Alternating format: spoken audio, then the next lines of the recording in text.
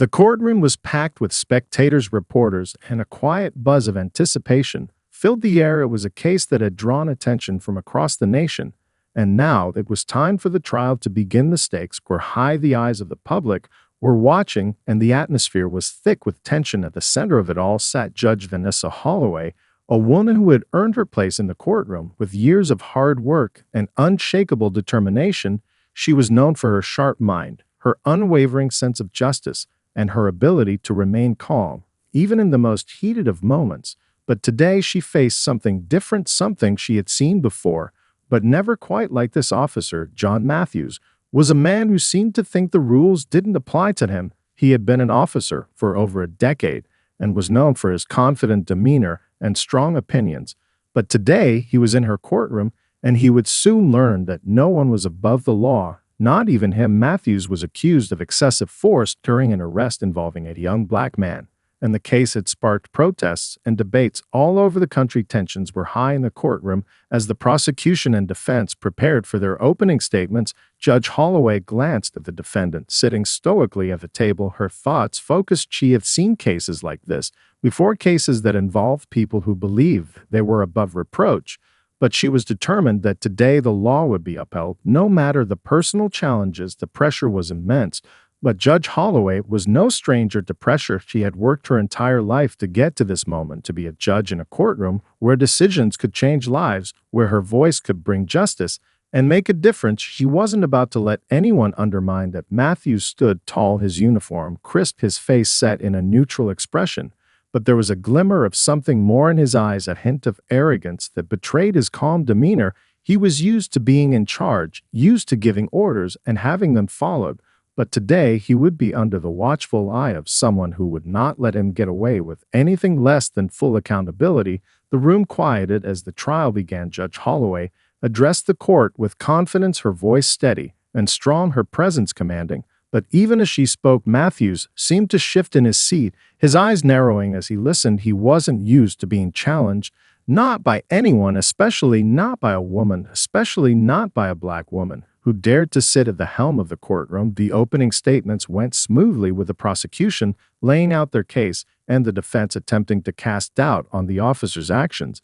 But as soon as the questioning began, Matthews' behavior started to show cracks. He began interrupting the judge, speaking over her with dismissive remarks. He tried to dominate the room with his presence, as though he could bend the proceedings to his will. But Judge Holloway remained calm, her eyes never leaving him, as she reminded him of the rules of the court, that his words had consequences, his actions were under scrutiny, and no matter how many years he had served in the force, this was her courtroom, and he would show respect. As the questioning began, Officer Matthews' behavior grew more apparent.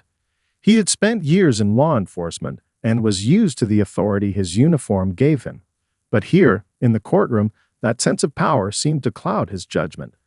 His voice became more dismissive, his interruptions more frequent. He spoke over Judge Holloway, disregarding her attempts to maintain order. At first, his actions were subtle, but soon it became clear that he wasn't respecting her authority at all. "Your Honor, I don't think that's relevant," Matthews said, cutting across Judge Holloway's statement, his tone sharp and dismissive. The courtroom fell silent, and all eyes turned to the judge. Matthews, however, didn't seem to notice the discomfort he was causing. He'd been in situations where his word was law, where his commands were followed without question. He couldn't fathom that a woman, especially a black woman, would challenge him in this space. Judge Holloway's eyes locked on Matthews, but she said nothing at first. She wasn't surprised by his arrogance. She had seen it before, felt it before. She had grown accustomed to the quiet bias, the subtle disrespect that often came with being a woman of color in a field dominated by men who didn't want to acknowledge her authority. But today, she wouldn't let it slide.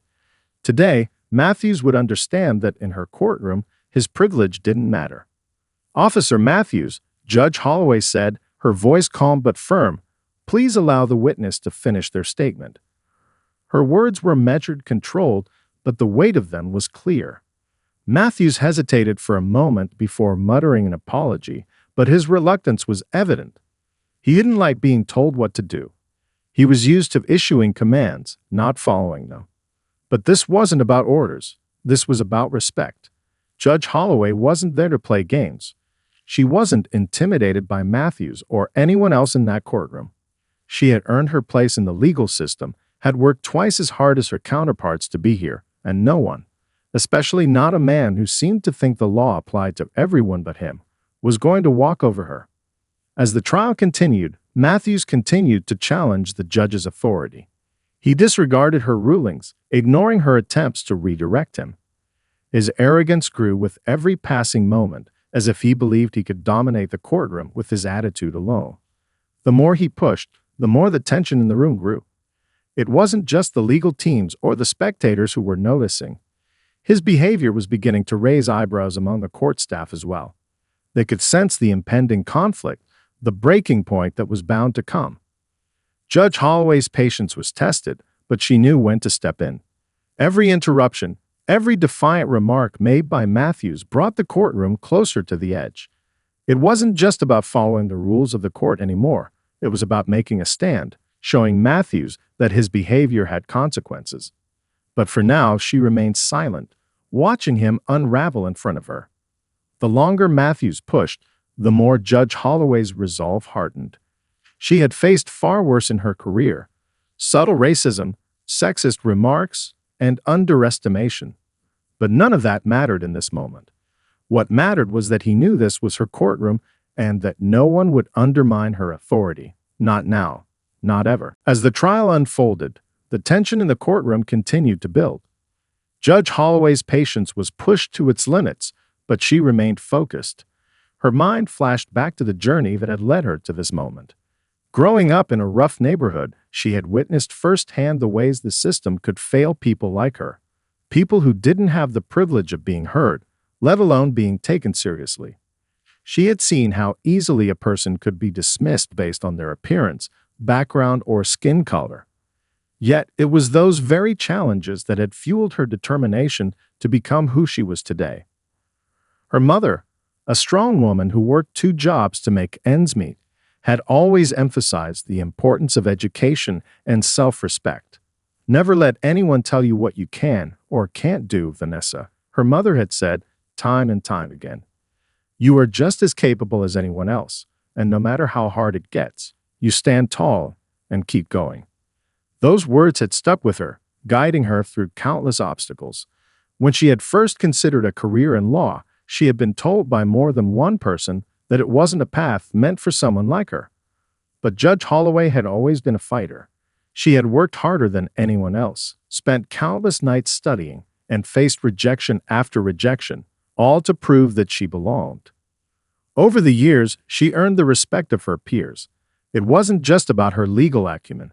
It was about her unwavering belief in justice, her commitment to ensuring that everyone, regardless of their background, received fair treatment in her courtroom. She became known for her level-headedness, her ability to remain calm under pressure, and her sharp sense of what was right. Yet despite all of that, there were still moments, like the one she was facing now, where people would try to undermine her simply because of her race or gender. She remembered the early days of her career when she had been the only black woman in a room full of men. She had been dismissed as too emotional, too assertive, or too ambitious. But Judge Holloway had learned to use those judgments as fuel. She had learned that strength wasn't always about raising your voice or getting angry. Sometimes it was about standing firm, making your presence known without saying a word. And today, she would show Officer Matthews exactly what that strength looked like. As Matthews continued to push boundaries, she could feel the old familiar stirrings of anger rising within her. It wasn't just his disrespectful comments that irritated her. It was the way he seemed to think his actions had no consequences. He had a lifetime of privilege, a lifetime of being given the benefit of the doubt. But this was her courtroom, and that sense of entitlement had no place here. Judge Holloway's mind sharpened as she prepared for what would come next. She wasn't going to let Matthews drag the trial into chaos. She would stand her ground, just as she always had. It was no longer just about the case. It was about sending a message that respect was non-negotiable. She would not back down. Not for him. Not for anyone. The tension in the courtroom reached a boiling point during the afternoon session. The trial was already emotionally charged, with the weight of public scrutiny hanging over every word spoken. The eyes of the country were on this case, and Officer Matthews seemed to think he could control the narrative with his arrogance. His behavior had crossed a line, and now Judge Holloway knew that it was time to act. He had been dismissing her authority for too long, but this time there would be no more tolerance for his disrespect. Matthews leaned forward at the defendant's table, his eyes narrowing as he aimed a sharp, condescending comment at the prosecutor. But before he could continue, Judge Holloway's voice rang out, calm yet commanding, her words cutting through the air like a blade. "Officer Matthews," she said, her voice steady but filled with an unmistakable firmness. "You will address the court with the respect it deserves. I will not allow you to speak over me, nor will I allow you to disrupt these proceedings further." The courtroom fell into stunned silence. It wasn't just the words themselves, but the way she said them, the quiet authority behind every syllable. Matthews froze, his arrogance momentarily shaken. The officers seated behind him exchanged uncomfortable glances, as if they too were aware of the gravity of the moment. It was clear that Judge Holloway had just made it known in no uncertain terms that she would not tolerate any more disrespect from him. But Matthews wasn't one to back down easily. His face reddened with frustration as he shot a glance at the judge, then at the rest of the courtroom. His eyes betrayed a mix of anger and disbelief. How dare she challenge him like this? Who did she think she was? For a moment, Matthews said nothing, his jaw clenched in defiance. He wasn't accustomed to being questioned or corrected. He had spent years as a police officer, operating in an environment where his authority was rarely questioned, especially by someone like Judge Holloway. But now, in this courtroom, that sense of power had been challenged, and it was clear to everyone that Matthews wasn't handling it well. Judge Holloway's gaze never wavered. She wasn't intimidated by him or his reaction. She had seen this before in many forms, men who believed they could push others around, who thought they could use their status to manipulate situations. But this was her courtroom, and in her courtroom, the law was the only authority that mattered. "Officer Matthews," she continued, her voice unwavering, "you will show respect for the court, or I will have no choice but to hold you in contempt." Her words hung in the air, echoing in the silent courtroom. The weight of her statement was palpable, and Matthews could feel it. It wasn't just about the case anymore. It was about the very principle of authority and respect. Matthews looked around the room, perhaps realizing for the first time that his behavior had consequences. He saw the reporters scribbling furiously, their pens flying across notepads, capturing every word. He saw the spectators in the gallery, eyes wide with a mixture of surprise and admiration for the judge's unflinching resolve. And then he saw his fellow officers, who, although loyal to him, were now shifting uncomfortably in their seats, wondering if he had pushed too far. In the quiet after her words, Judge Holloway let the silence hang for a beat, watching Matthews carefully. He didn't respond immediately, as if searching for a way to regain control of the situation, but it was clear. The power dynamic had shifted. The court now held its collective breath, waiting to see how Matthews would react. The courtroom remained silent, the weight of Judge Holloway's words hanging heavily in the air. Matthews, visibly flustered, shifted in his seat, trying to gather himself. For the first time since the trial began, he seemed uncertain. The arrogance that had defined his earlier behavior had vanished, replaced by a flicker of doubt. He glanced at the gallery, then at his colleagues, but none of them made eye contact with him. The room seemed to hold its breath, waiting for his next move. But Matthews was not accustomed to being checked. He had spent years in law enforcement, where his authority was unquestioned, and for him, this moment felt like a personal defeat. He had spent his entire career asserting dominance, both in his uniform and in his demeanor. To be confronted so directly in front of everyone in the courtroom was a blow to his ego that he wasn't sure how to recover from.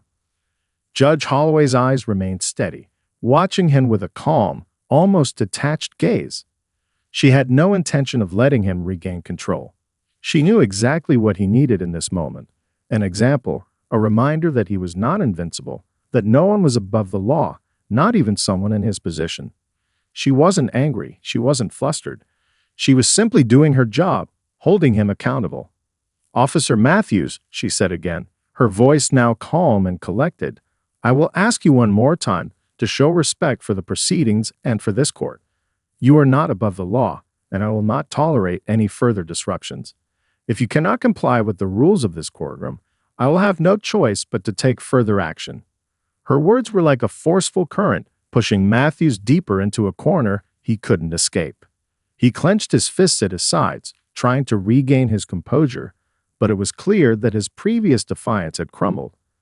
His usual confidence had faltered under the weight of her unwavering authority. He was no longer the officer in charge, the one who could dictate the terms of the conversation. In this space, Judge Holloway was the one in control, and Matthews had no choice but to recognize it. The silence stretched on, the only sound now being the occasional rustle of paper or the soft click of a camera shutter. Matthews swallowed hard, then slowly looked up at Judge Holloway. There was a moment of hesitation, a moment where he could have refused to back down, where he could have challenged her again. But something in her gaze, in the stillness of the room, made him reconsider. I apologize, Your Honor," Matthews said, his voice low and reluctant. The words seemed to take a physical effort to get out, as though he were struggling to admit defeat. "I didn't mean to disrespect the court." Judge Holloway's expression remained unchanged, but she allowed him to finish his apology. There was no satisfaction in seeing him humbled. It wasn't about victory for her. It was about making sure that the integrity of the court was upheld. She wasn't seeking to break him down. She was simply ensuring that the respect due to her, to the court, and to the law was maintained. "Your apology is noted, Officer Matthews," Judge Holloway responded, her tone neutral. "I expect there to be no further issues." Matthews nodded, still uneasy, but there was something different about him now. He had been forced to acknowledge that his actions had consequences. In that moment, it was clear that his arrogance had been replaced by a reluctant understanding. The law applied to everyone, regardless of their title, their uniform, or their past.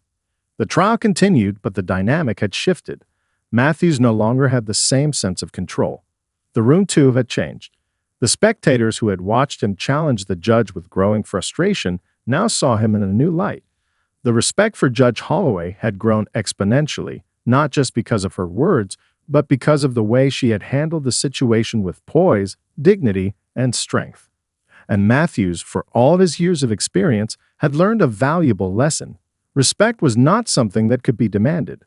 It had to be earned. The atmosphere in the courtroom had shifted, and the energy was different now. The confrontation between Judge Holloway and Officer Matthews had left a lasting impression on everyone present. The tension that had once hovered like a storm cloud seemed to dissipate, replaced by a palpable respect for the judge and her unyielding control of the room. Matthews, still visibly rattled, had settled back in his seat, though it was clear he was no longer the same man who had entered the courtroom with an air of superiority. The trial resumed, but the dynamic between the parties had subtly changed. Matthews, though he still held the position of the defendant, was no longer commanding the room with his usual authority. His demeanor had softened, his sharp remarks were fewer, and his interruptions of both the judge and the witnesses had ceased. He was a man who had been forced to reckon with his own behavior, and the reality of his situation seemed to have set in. He had been caught in a moment of arrogance, and Judge Holloway had called him out on it, directly and decisively. As the defense continued its argument, the courtroom's focus remained on the evidence. But now there was a quiet undercurrent of admiration for Judge Holloway. The way she had handled Matthews with poise and authority had not only commanded respect in that room, but it had also set the tone for how the trial would proceed from here on out. Her actions had sent a clear message to everyone. This was her courtroom, and in her courtroom, the law would be upheld without compromise. Outside the courtroom, the ripple effects of the moment were already starting to spread. News outlets had quickly picked up on the tension-filled exchange, with reporters rushing to cover the details of the trial. Social media was buzzing with reactions from viewers who had witnessed the confrontation live. Supporters of Judge Holloway praised her for standing firm in the face of disrespect, while critics of Matthews expressed their disappointment in the officer's arrogance. For many, it wasn't just a moment at trial. It was a symbol of the ongoing struggle for respect, fairness, and accountability in the justice system. Inside the courtroom, the trial continued as expected, but the respect for Judge Holloway was now unspoken, yet undeniable. The attorneys, the jury, even the witnesses seemed to act with more care, more deference, knowing that any attempt to challenge her authority would be swiftly addressed. Matthews, meanwhile, appeared to be processing the events in a way that was far from his usual combative nature. His posture was more subdued now, and though he was still putting on a professional face, there was a quiet realization settling in. He had underestimated the judge. It wasn't just about the case anymore. Matthews was no longer thinking only of the charges against him. The moment with Judge Holloway had forced him to confront something deeper, the way he viewed power, authority, and respect. The trial had become a lesson in humility for him, one he hadn't expected, but one that would stick with him long after the verdict was reached. Judge Holloway, however, didn't let the moment define her. She didn't seek praise or recognition for what had transpired. She had done what she had always done. She had maintained control of her courtroom, upheld the integrity of the law, and ensured that respect was given where it was due. She knew that this trial was about far more than the actions of one officer. It was about justice, accountability, and making sure that the voices of those who had been silenced for so long were finally heard. As the trial proceeded into its next phase, one thing was clear. Judge Holloway had not only earned the respect of Officer Matthews, but she had also won the respect of everyone watching. As the trial entered its final stages, the tension in the courtroom had shifted to one of quiet anticipation. Officer Matthews had become more subdued, his earlier arrogance replaced by a reluctant compliance. His attorney continued to present their defense, but the presence of Judge Holloway in the room had changed everything. Every move Matthews made now seemed calculated, cautious, as if he were acutely aware that one misstep could result in another public reprimand. It was clear that he had learned his lesson. Judge Holloway, however, remained focused on the task at hand. Her face was a mask of professionalism, but beneath that calm exterior, she knew the significance of what was unfolding. This case, though important in its own right, had become a defining moment for her. It wasn't just about the law. It was about the respect she had fought so hard to earn in a world where people often saw her as an anomaly, a rarity in a male-dominated, often prejudiced system. Today, she had shown that strength and integrity could take many forms, and that even in the face of arrogance and disrespect, justice would prevail. The courtroom, once tense with unease, had now become a place of quiet reverence. The jury, who had been watching the trial intently, were no longer just focused on the evidence presented. They had witnessed something far more powerful, the unraveling of an officer's sense of entitlement and the firm, unshakable authority of a judge who refused to back down. It was clear that the dynamics of the courtroom had shifted in subtle but powerful ways. Outside the courtroom, the trial was making waves. The media coverage had turned from a routine legal case to a conversation about justice, accountability, and respect. Judge Holloway's handling of Matthews had sparked debates and admiration across social media and news outlets.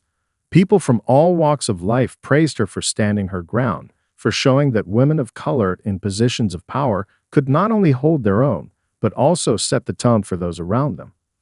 It was a moment of empowerment that resonated deeply with many who had been marginalized or overlooked by the system. Inside the courtroom, Matthews had clearly been rattled by the experience. It wasn't just about the legal battle anymore. He had been confronted with a truth he had been unwilling to face. Throughout his career, he had always believed that his role as an officer gave him a certain level of immunity, a belief that the law applied differently to people in his position. But Judge Holloway had shown him that respect, authority, and accountability were not privileges. They were expectations that applied to everyone, regardless of rank or title. In the final moments of the trial, as closing arguments were presented, Matthews sat in silence, his eyes cast downward, his usual bravado replaced by a quiet resignation. His defense had made its case, but it was clear that the judge had already made her decision in the court of public opinion. He had lost far more than just the case. He had lost the respect of the people who had once supported him, and in doing so, he had learned an invaluable lesson. Judge Holloway, for her part, didn't take pleasure in the downfall of another. Her role was to ensure justice, not to revel in victory. As the trial came to a close and the jury deliberated, she knew that no matter the outcome, she had already achieved something far greater. She had proven that no one, no matter their status, could escape the rule of law, and that, in the end, was the truest form of justice. The final day of the trial arrived, and the courtroom was filled with a sense of finality. The jury had deliberated for hours, and now the verdict was imminent. The tension in the room was palpable as everyone awaited the decision that would bring this contentious case to its conclusion. Judge Holloway sat at the bench, her expression calm but resolute as she prepared for what would come next. Despite the intense media attention surrounding the trial, she remained focused on her duty. It wasn't about the cameras or the headlines. It was about the law. She had always believed in the power of fairness and justice, and today was no different. She had maintained control of the courtroom throughout, never once wavering in her resolve, even when faced with personal attacks and blatant disrespect. Her goal had always been simple: to ensure that the trial was conducted fairly, with respect for everyone involved. Now she would see it through to the end. The doors to the courtroom opened and the jury entered. The room grew silent as they filed into their seats, and all eyes turned toward the foreperson who stood to announce the verdict. There was a collective breath held, a moment of collective anticipation. Judge Holloway's gaze never faltered as she awaited the decision, but inside, she couldn't help but wonder how this moment would unfold. Would justice be served? The foreperson cleared their throat and with a steady voice declared, "We, the jury, find the defendant guilty on all charges." The words echoed in the courtroom, and a quiet murmur rippled through the gallery. It was a moment of truth, a moment that would resonate beyond this case and into the broader conversation about accountability and justice. Matthews, who had been sitting in his seat with his hands folded tightly in front of him, looked down as the verdict was read. His face was a mixture of resignation and disbelief. For a moment, he didn't move, as though he hadn't fully processed what had just happened. The air was thick with tension, but also with a sense of justice having been restored. The room was filled with a collective sense of relief that a guilty party had been held accountable, but also relief that a system that often failed to protect those who needed it most had, for once, worked as it should. Judge Holloway's face remained neutral as the verdict was read, but there was a quiet satisfaction in her eyes. She wasn't proud of the outcome, for she knew the weight that came with every conviction. But she was resolute in knowing that justice had been done. Officer Matthews, for all his years of power and privilege, had finally been held accountable for his actions. It was a moment that had felt inevitable, but still required immense courage to confront. As the court proceedings came to a close, the courtroom slowly began to empty. Spectators and legal professionals alike exchanged hushed conversations, processing the significance of the verdict. Outside the courthouse, reporters rushed to gather their stories, eager to capture the essence of what had just transpired. Judge Holloway remained at her bench, her mind already shifting to what came next. She knew that this moment was just one chapter in a much larger story. A story of continuing struggles for justice, of making sure that those who were wronged could find their voices in a system that had often ignored them. For her, this case was not a victory for herself, but a victory for fairness, for accountability, and for the quiet power of unwavering authority in the face of disrespect. As she walked out of the courtroom, Judge Holloway didn't look for accolades or recognition. She had done what she came to do. She had stood firm, demonstrated the power of respect, and ensured that justice had been served. And for her, that was enough.